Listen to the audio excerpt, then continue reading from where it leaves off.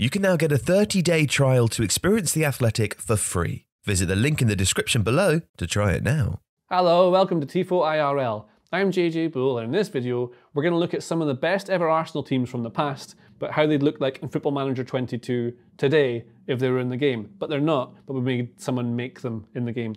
This will make sense in a second. So in Football Manager, what we've done, you see these are all the players from, this is the 1970s-71 Arsenal team. Now, I wasn't alive then, and I don't know an awful lot about them apart from some of the players. But what I do have is the ghost of Iain Macintosh trapped within the ancient and secret library of Macintosh Castle, where you are, and it's spooky there, correct? Yes, 15 years gone now, and still I wail from these catacombs.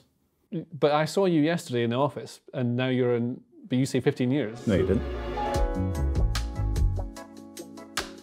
So this is this is one of the lineups from Arsenal in a cup final, I think. Yes. Yeah, this is 1971. The player roles aren't right, but the shape is. Yes. Okay. Well, I mean, most teams are like a 4-4-2 basically in this period of English football, anyway. This is not one of the greatest teams of the period. This team is not as good as Don Revie's Leeds. Bob Wilson is the goalkeeper. Now, this is one of the loveliest people of all time that I have ever met. Absolutely. Football or not, he's just great. Great goalkeeper. Ended up being a coach for Arsenal for years. We didn't choose all these stats. A lot of these attributes are done by the mad scientists who we hired to make this. I did a Football Manager podcast years ago with Bob Wilson, and he's wonderful. And someone said, "Is he the nicest man you've ever met in football?" And I said, "No, he's the nicest man I've ever met." That's how nice he is. I love Bob Wilson. So that's Bob Wilson. He played in goals, right? Stays there. Pat Rice, who was Arsene Wenger's assistant manager for many years. Yeah. Played at right back for Arsenal. He was Northern Irish, still is. He's still alive. Here are his attributes here. Doesn't look amazing. Absolute club legend. I think he played nearly 400 times for Arsenal. A lot of 15s and 16s we've given this guy, and it kind of points out that this isn't one of the best ever teams. McClintock, a lot of good Scottish players back in the 70s and 80s. Yeah. McClintock, another real leader. Yeah. Good header of the ball. Really classy. And this is an Arsenal team that hasn't had a lot of joy in recent years. In fact, they have been so poor at one point that one of the managers, I can't remember which one, asked to change the kit from red and white because he felt it was just too much pressure trying to live up to the great Arsenal sides of of the pre-war years, and they've famously been beaten in the League Cup final by Swindon just a few years before this. Yeah. They, I think McClintock actually gets so unhappy he asks for a transfer, but in these days there is no player power whatsoever. So he's just told to shut up and get on with it. If he was to be transferred, he'd have to pay north of 37 million, it looks like, to get hold of him. Well worth every penny. How good he was. Great defender. Bob McNabb played left back. Bob McNabb, cannot say that I'm a Bob McNabb authority, but he sired one Mercedes McNabb, who you may recognise from Buffy the Vampire Slayer and its spin-off series Angel. That as well. What was the character's name? I don't know, because I've never actually watched Buffy the Vampire Slayer. This is true. We did double check this to make sure it was true. It's a real fact. It is a real fact. Peter Story played right mid. Now, here's a story of Peter Story. Occasionally there are players who move from a life of crime into football, like the great Ricky Otto, who spent some time in prison. Then he went to be brilliant for Southend and Birmingham, and now works with young offenders in the Birmingham area. He's a brilliant man, Ricky Otto. Peter Story's not quite the same. Peter Story actually, after football, gets involved in some very, very shady things, including the counterfeiting of gold coins. And running a brothel called the Calypso Massage Parlour, which he does to raise funds so he can get out of the country before he inevitably gets sent to prison. So there's a lot to unpack with Peter Story. And one of the hidden attributes in Football Manager is, of course, crime, yes. which he has a 20. Off the charts. Yes, good. Off the charts. Now, George Graham famously managed Arsenal when it was 1-0 to the Arsenal chants. It was because George Graham was managing them to...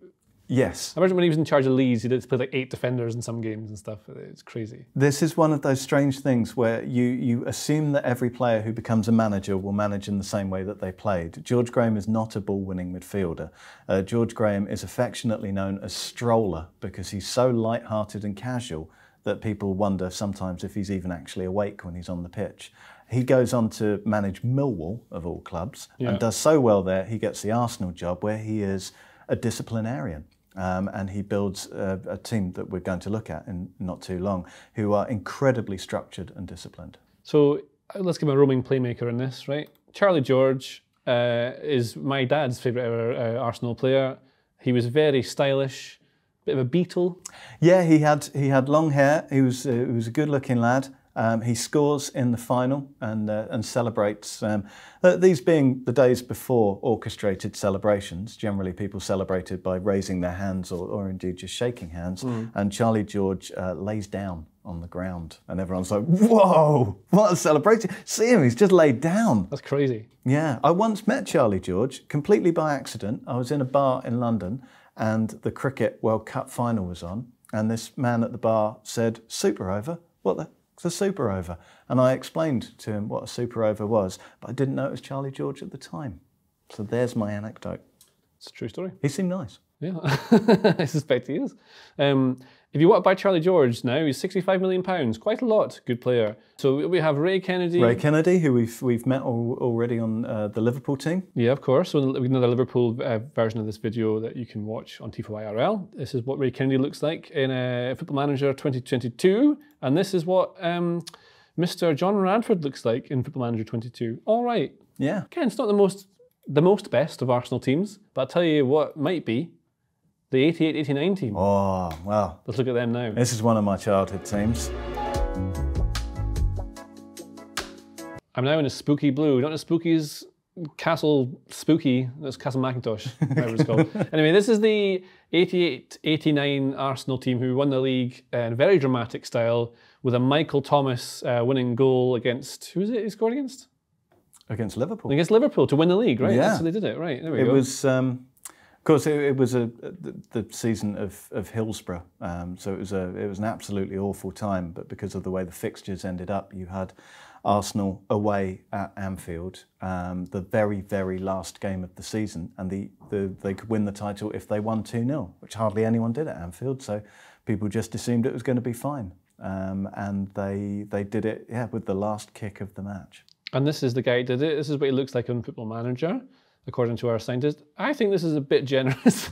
A little. He would later be signed for Liverpool by Graham Souness. But not for £48 million. Not for 48 or million. The equivalent of... I think it was 1.6. I don't know why that's locked in my head. Oh. But yeah, it didn't really do the same thing. But you know, if you're only going to be famous for one thing, let it be that. I think that's probably fair. This is the Arsenal back four. So they're very famous, the Arsenal back four. Lee Dixon, now a pundit, was a very good right back, played internationally for England. Yeah.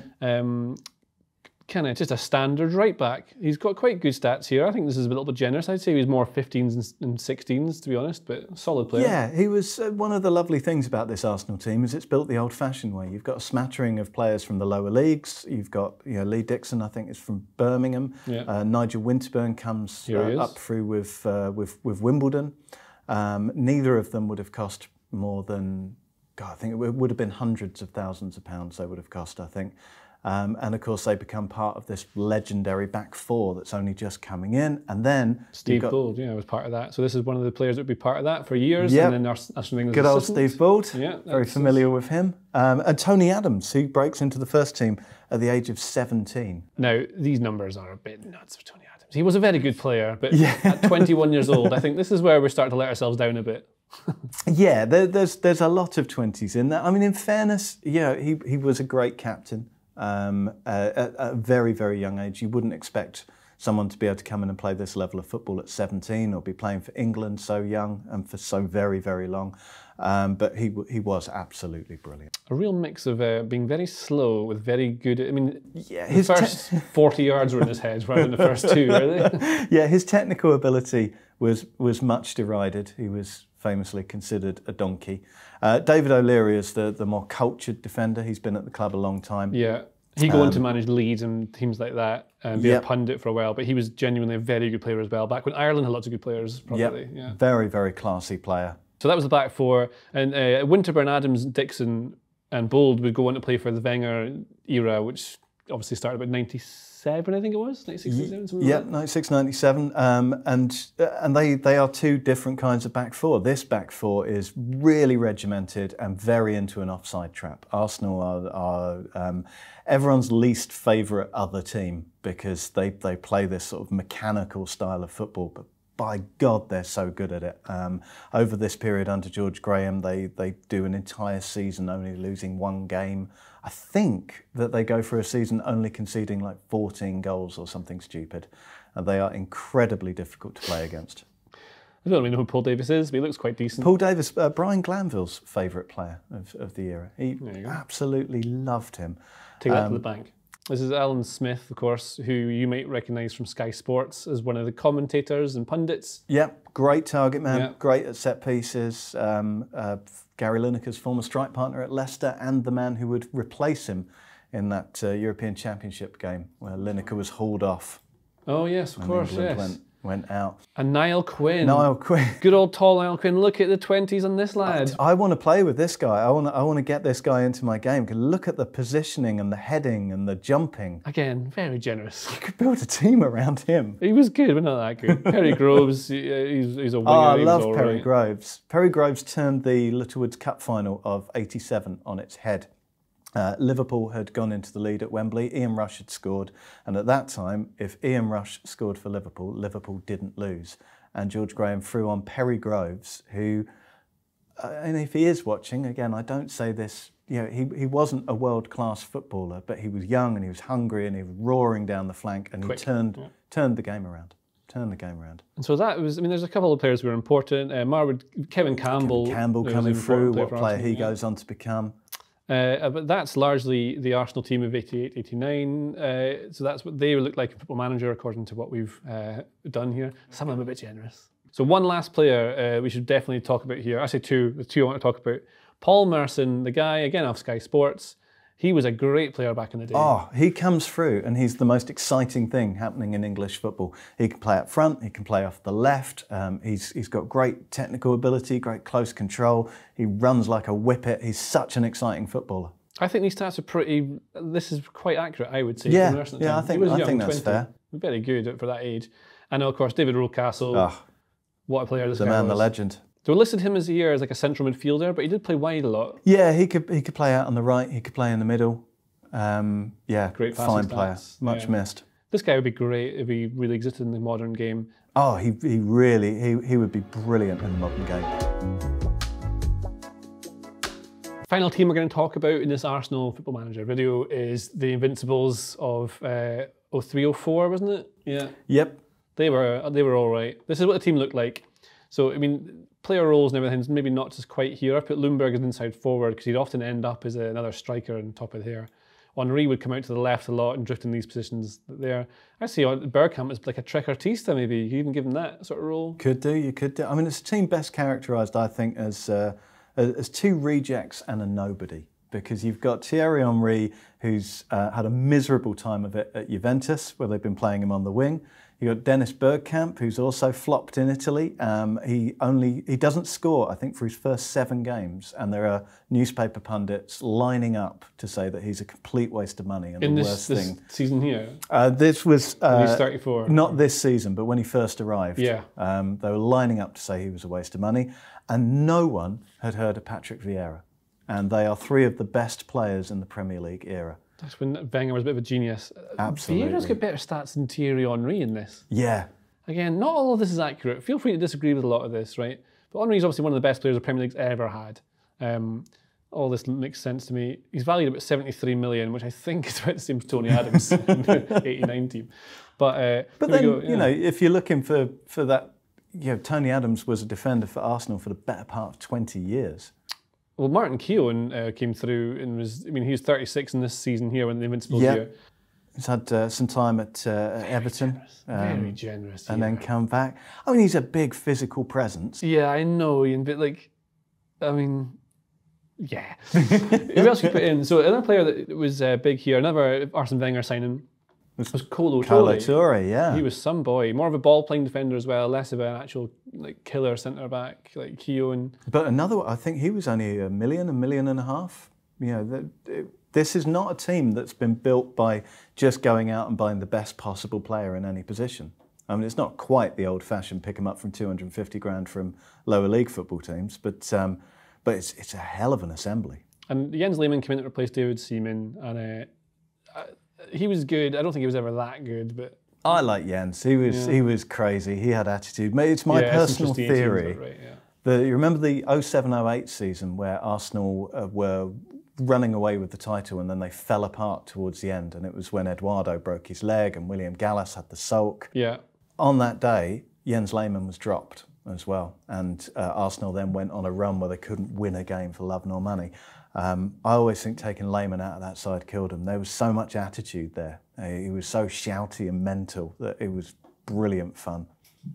Remember when you were a real football journalist? This is really good. I know, it's weird, isn't it? Sylvain Wiltord, obviously a bit of a squad player. A lot of Arsenal fans have good memories of him. He was never amazing, but he did a lot of good things for them. Scored quite an important goal for France around about this time. Pascal Sagan. Not all of Wenger's purchases worked out brilliantly. No, again, this is... He was good in the air. I think pace of 10 might be generous. In the actual video where we make these teams play each other, we have edited a few of these stats to bring them down closer to what they should be. Sagan should not be anywhere. He was all right. Yeah, only all right. I mean, Ray Parlour is one to look at. Ray Parlour is a sort of, he's been coming through from the back end of the George Graham period. And he is not a player, and again, I don't want this to sound insulting, I love Ray Parlour, but he's just not a player that you would think would be such a fixture in this Arsenal team. But he's so good and he's so important. He's so hard working, and he is a good footballer. You know, he plays for England several times. But it's just remarkable that in this star-studded team, you've got this one last echo of the old Arsenal of the George Graham time. That's part of what made that team kind of special. It was a bit of remnants from the old parts, but with a whole new, basically what the Premier League is now. This is how it got there. And as Tim Lovejoy learned, you never write off Ray Parlour. Yes, and also as we learn in, I don't want to spoil the Football Manager Challenge, something special happens with Ray Parlour. Maybe it doesn't, who knows. Anyway, that is what Gilberto Silva looks like. He was a great player well for Arsenal. I mean, these stats, this team would have been in Championship Manager or whatever it was in 2004 or 5, Football Manager, whichever one it was. Yeah. So some of these maybe not be as accurate as you can. Thierry Henry. In fact, let's look at how much the players would cost if it was modern day, right? So if you're playing this game and it was actually these players existed, now I would think that Henry's the most expensive. Yes, that seems accurate. That's the sort of Mbappe sort of volume we're looking at here. Now, if we go to the team that was 88, 89, who's going to be the most expensive player here? What would you guess? Probably Adams. Totally? Yeah. Paul Merson as well. Paul Merson, That's a lot of money for Paul Merson. Be a hell of a player. All right, and then finally, who's going to be here? Are we going to beat Tony Adams? I don't know. We're going to have a look. Transfer value. Ray Kennedy. Yeah. We didn't even really talk about it. Won a lot of trophies, Ray Kennedy, over the course of his career. Well, there you go, Charlie George. Yeah, you see that kind of player there. Yeah. So that's what they'd be worth in the modern day if they were in the game. That is what the old Arsenal teams look like in Football Manager 22. Yeah, that's it. That's what we're talking about here. You can watch us play them against each other in the Football Manager Challenge, which Iain hosts. This is on Tifo IRL, so go and do that. Give us a little subscribe and a like. All that sort of nonsense that all the YouTubers do. It's very important to help us let Iain escape from Castle Macintosh. Very much so. It's very spooky inside. I need freedom. Thanks for watching. Bye. If you like this video, please consider subscribing to the channel. The Athletic is where the Ralph Rangnick to Manchester United story broke, where a team of journalists have provided unrivaled coverage of Newcastle United's new ownership, and where dedicated writers cover every Premier League team, no matter their place in the table. And you can try it free now for 30 days.